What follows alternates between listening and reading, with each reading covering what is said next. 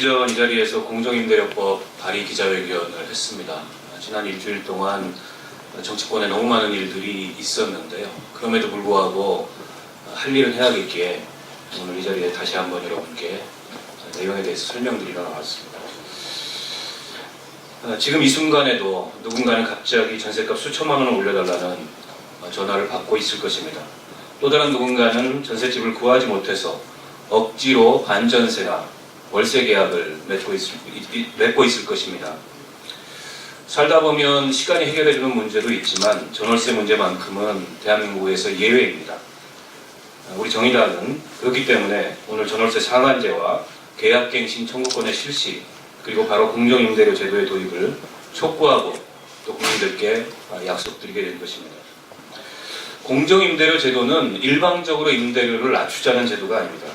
단기적으로는 시장 상황과 무관하게 폭등을 거듭하는 불안정한 전월세 시장을 바로잡고 장기적으로는 임대료를 세입자들이 부담 가능한 수준에서 형성될 수 있도록 하는 한편 집주인들에게도 부동산을 투자의 개념으로 보는 것이 아니라 적정한 수준에서 예측 가능한 그런 임대소득을 얻는 것으로 정상화하기 위한 그런 대책이라는 점을 말씀드립니다. 제가 공정임대료법을 내놓고 외국 사례를 설명을 드리니까 일각에서는 영국과 같은 나라에서는 과거 이 제도가 도입됐었지만 더 이상 유효하지 않다 이런 주장을 하는데요. 반면 독일에서는 여전히 강력한 형태의 공정임대료 제도가 존재하고 있습니다. 뿐만 아니라 이런 나라들은 이미 오래전에 이런 제도를 도입했다는 점을 참고해 주시기 바랍니다. 오랜 기간 이걸 적용하다 보니까 임대 시장이 안정되고 그 대상 범위가 점진적으로 축소될 수밖에 없는 것입니다. 자연스러운 현상입니다. 우리도 장기적으로 공정임대료 제도가 도입이 된다면 미래의 어느 시점에서는 전월세 시장에 자연스럽게 적정임대료가 도입이 돼서 점진적으로 이 제도를 축소해 나갈 수 있다고 생각합니다.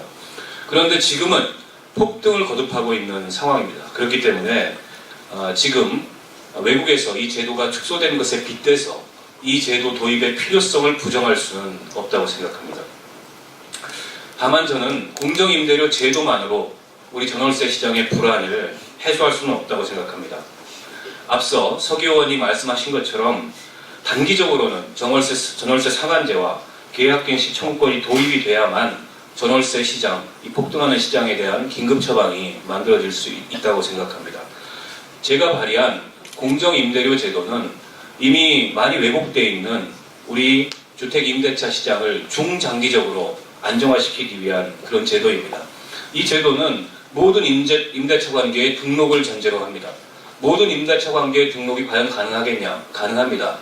이미 우리는 전월세 확정일자 제도를 운영하고 있고 그 확정일자를 데이터베이스에 전부 보관하고 있습니다. 이거를 임대차 등록 관계 그런 공부로 만드는 것은 기술적으로도 또 비용의 측면에서도 그렇게 어려운 일이 아닙니다. 이미 그런 인프라를 갖추고 있다고 할 수 있고 정부에서도 그 점에 대해서는 부인하지 않고 있습니다.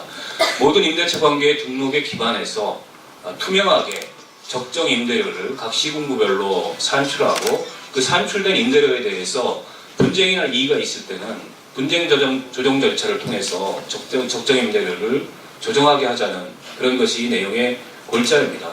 그리고 그런 적정 임대료를 초과하는 그런 초과 임대료에 대해서는 반환 의무를 법에 규정하지 않은 것입니다.